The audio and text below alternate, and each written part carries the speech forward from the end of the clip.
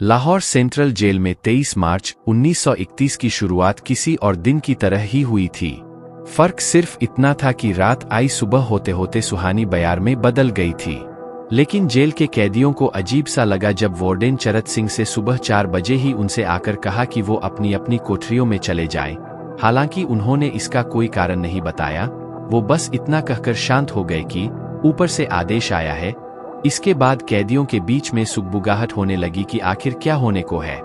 तभी जेल का नाई बरकत हर कोठरी के सामने से कहते हुए गुजरा, आज रात भगत सिंह, राजगुरु और सुखदेव को फांसी दी जाने वाली है। भगत सिंह के सामान के लिए जेल में निकला द्रा।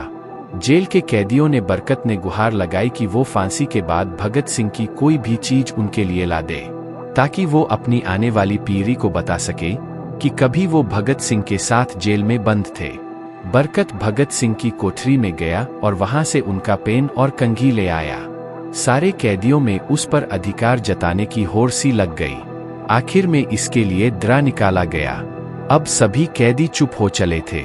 उनकी निगाहें उनकी कोठरी के सामने से जाने वाले रास्ते पर लगी थी। भगत सिंह और उनके साथी फांसी के तख्ते पर लटकने के लिए उसी रास्ते से जाने वाले थे। एक बार पहले जब भगत सिंह उसी रास्ते से ले जाए जा रहे थे तो पंजाब कांग्रेस के नेता भीमसेन सच्चर ने उनसे ऊंची आवाज कर पूछा, आप और आपके साथियों ने लाहौर कॉन्स्पिरेसी केस में अपना बचाव क्यों नहीं किया? इस पर भगत सिंह का जवाब था, इनकलाबियों को मरना ही होता है, क्योंकि उनके मरने से ही उनका अभियान मजबूत होता है, अदालत में अपील से नहीं। वार्डन चरत सिंह भगत को बहुत मानते थे और उनकी तरफ से जो कुछ बन पड़ता था उनके लिए करते थे। उनकी वजह से ही लाहौर की द्वारका दास लाइब्रेरी से भगत सिंह के लिए जेल में किताबें लाई जाती थी। फांसी के कुछ घंटे पहले ये किताब पढ़ रहे थे भगत सिंह। भगत सिंह अब जेल की कोठरी के आदी हो चुके थे। उनकी कोठरी नंबर 14 का फर्श पक्का नहीं था, उस पर घास उगी हुई थी। कोठरी में बस इतनी सी जगह थी कि 5 फीट 10 इंच का शरीर बमुश्किल उसमें समा पाए। भगत को फांसी दिए जाने से 2 घंटे पहले उनके वकील प्राणनाथ मेहता उनसे मिलने पहुंचे थे। मेहता ने बाद में एक किताब में लिखा था कि भगत सिंह अपनी छोटी की कोठरी में पिंजरे में बंद शेर की तरह चक्कर लगा रहे थे। जैसे ही उनके वकील मेहता वहां पहुंचे, भगत सिंह से मुस्कुराकर उनका स्वागत किया और फिर पूछा, आप मेरी किताब रेवोल्यूशनरी लाए या नहीं? जब मेहता ने उन्हें किताब दी तो वो उसे उन्हीं से सामने पढ़ने लगे, मानो उनके पास अब ज्यादा समय न बचा हो। मेहता ने उस वक्त उनसे पूछा कि क्या आप देश को कोई संदेश देना चाहेंगे? भगत सिंह ने किताब से मुंह हटाए बिना कहा, सिर्फ 2 संदेश, साम्राज्यवाद मुर्दाबाद और इंकलाब जिंदाबाद। इसके बाद भगत सिंह ने मेहता को कहा कि पंडित नेहरू और सुभाष बोस को मेरा धन्यवाद कहना, क्योंकि इन दोनों ने भगत सिंह के केस में गहरी रुचि ली थी। किताब का एक अध्याय भी खत्म नहीं करने देंगे। भगत सिंह से मिलने के बाद वकील मेहता राजगुरु से मिलने उनकी कोठरी पहुंचे। राजगुरु के अंतिम शब्द थे, हम लोग जल्द मिलेंगे। सुखदेव ने भी मेहता को याद दिलाया कि वो उनकी मौत के बाद जेलर से वो कैरम बोर्ड ले लें, जो उन्होंने उन्हें कुछ महीने पहले दिया था। मेहता के जाने के तुरंत बाद जेलर ने तीनों कैदियों को बता दिया कि उन्हें वक्त से 12 घंटे पहले ही फांसी दी जा रही है। अगली सुबह 6 बजे के बजाय उन्हें उसी शाम फांसी के तख्ते पर लटका दिया जाएगा। भगत सिंह अभी तक उस किताब के कुछ पन्ने ही पढ़ पाए थे जो वकील मेहता उनके लिए लेकर आए थे। मुंह से निकला, क्या आप मुझे इस किताब का एक अध्याय भी खत्म नहीं करने देंगे? फांसी से पहले लेना चाहते थे घर के खाने का स्वाद। भगत सिंह ने जेल के मुस्लिम सफाई कर्मी बेबे से अनुरोध किया कि वो उनके लिए उनकी फांसी से 1 दिन पहले शाम को अपने घर से खाना ला दे। लेकिन बेबे भगत सिंह की ये इच्छा पूरी नहीं कर सके, क्योंकि भगत सिंह को 12 घंटे पहले फांसी देने का फैसला ले लिया गया और बेबे को जेल के गेट के अंदर घुसने ही नहीं दिया गया। थोड़ी देर बाद तीनों कैदियों को फांसी की तैयारी के लिए उनकी कोठरियों के बाहर निकाला गया। भगत सिंह, राजगुरु और सुखदेव ने आपस में अपने हाथ जोड़े और अपना प्रिय आज़ादी गीत जाने लगे।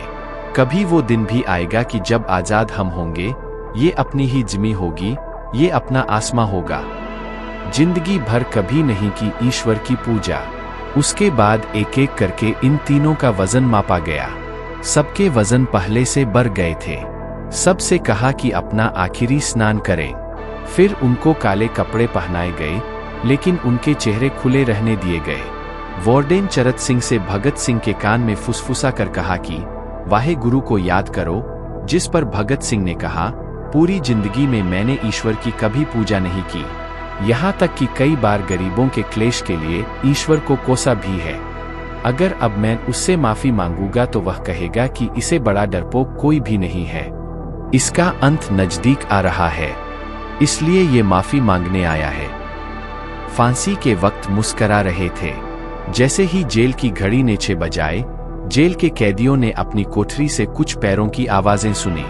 उनके साथ भारी बूटों के जमीन पर पड़ने की आवाजें आ रही थीं। साथ में गाने का भी दबा हुआ स्वर सुनाई दे रहा था। सरफरोशी की तमन्ना अब हमारे दिल में है। तभी अचानक से इंकलाब जिंदाबाद और हिंदुस्तान आजाद हो के नारे सुनाई देने लगे। फांसी का तख्ता पुराना था, लेकिन फांसी देने वाला काफी तंदुरुस्त था। फांसी देने के लिए मसीह जल्लाद को लाहौर के पास शाहदरा से बुलवाया गया था। भगत सिंह दोनों के बीच में खड़े थे। वो अपनी मां को दिया हुआ वो वचन पूरा करना चाहते थे कि वो फांसी के तख्ते से इंकलाब जिंदाबाद का नारा लगाएंगे।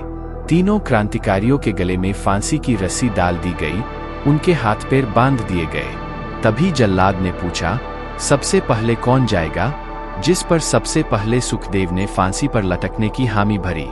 जल्लाद ने एक एक कर रस्सी खींची और उनके पैरों के नीचे लगे तख्तों को पैर मारकर हटा दिया। काफी देर तक उनके शव तख्तों से लटकते रहे। कुछ देर बाद उन्हें नीचे उतारा गया। फिर डॉक्टरों ने उन्हें मृत घोषित कर दिया। सतलुज के किनारे हुआ अंतिम संस्कार।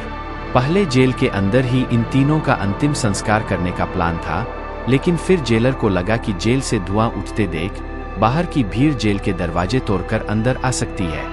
इसलिए जेल की पिछली दीवार तोड़ी गई और उसी रास्ते ट्रक को अंदर लाया गया और उसे बहुत ही अपमानजनक तरीके से किसी सामान की तरह तीनों के शवों को फेंक दिया गया। पहले तय हुआ था कि उनका अंतिम संस्कार रावी के तट पर किया जाएगा, लेकिन रावी में पानी बहुत ही कम था, इसलिए सतलुज के किनारे शवों को जलाने का फैसला किया गया। उनके पार्थिव शरीर को फिरोजपुर के पास सतलुज के किनारे लाया गया। तब तक रात के 10 बज चुके थे। इस बीच उप पुलिस अधीक्षक कसूर सुदर्शन सिंह कूसर गांव से एक पुजारी को बुला लाए। अभी उनके शवों में आग लगाई ही गई थी कि गांव के लोगों को इसके बारे में पता चल गया। अधजले शव छोड़ भाग गए ब्रिटिश सैनिक। जैसे ही ब्रिटिश सैनिकों ने लोगों को अपनी तरफ आते देखा, वो शवों को वहीं छोड़कर अपने वाहनों की तरफ भागे। सारी रात गांव के लोगों ने उन अधजले शवों के आसपास पहरा दिया। अगले दिन दोपहर को जिला मजिस्ट्रेट के दस्तखत के साथ लाहौर के कई इलाकों में नोटिस चिपकाए गए, जिसमें बताया गया कि भगत सिंह, सुखदेव और राजगुरु का सतलुज नदी के किनारे हिंदू और सिख रीति से अंतिम संस्कार कर दिया गया। लोगों ने इस नोटिस पर कड़ी प्रतिक्रिया जताते हुए कहा कि अंतिम संस्कार तो दूर, इन शवों को ठीक तरह से जलाया भी नहीं गया। ऐसे ही और मजेदार वीडियो देखने के लिए वीडियो को लाइक और चैनल को सब्सक्राइब जरूर करें। धन्यवाद।